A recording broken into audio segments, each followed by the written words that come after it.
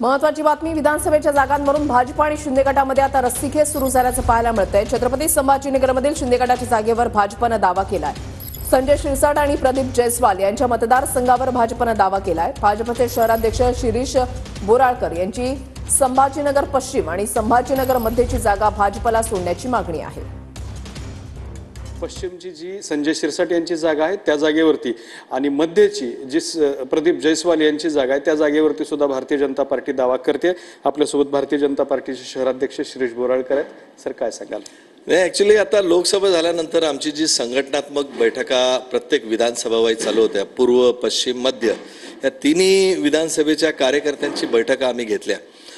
त्यावेळेस कार्यकर्त्यांची एक भावना होती की बाबा आपण मागच्या वेळेस तुम्ही लोकसभेसाठी आपण एवढी तयारी केली आणि अत्यंत शेवटच्या मोमेंटला ती जागा तुम्ही महायुतीला म्हणजे शिंदे सेनेना सोडली, तर तुम्ही यावेळेस तसंच करणार आहात का, असा त्यांचा प्रश्न होता। हे सगळं असताना परत एकदा तुम्ही तयारी करताय आणि ही जागा आपल्याला सुटणार आहे का?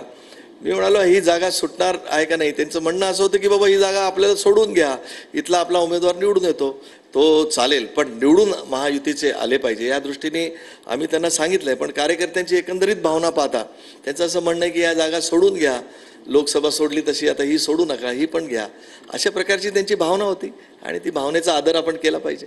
पण तुम्हाला हे कितपत योग्य वाटतं की ते रनिंग 2 आमदार असताना सुद्धा त्या सीटवरती दावा सांगणं ही त्यांना धक्का देण्यासारखं आहे? नाही, असं मला वाटत नाही। ॲक्च्युली आमचं असं म्हणणं आहे की महायुती म्हणून आपण काम करत असताना ज्याची ताकद जास्त आहे तो उमेदवार दिला तर तो निवडून येईल, एवढंच त्याच्यातली भावना आहे। धक्काबक्के देण्याचा आमचं असं काही मानस नाही आणि जागा वाटपाचा हा सर्वस्वी निर्णय हा वरच्या नेत्यांचा आहे। फक्त कार्यकर्त्यांची भावना ही समोर आली, एवढंच फक्त त्याच्यातला विषय आहे।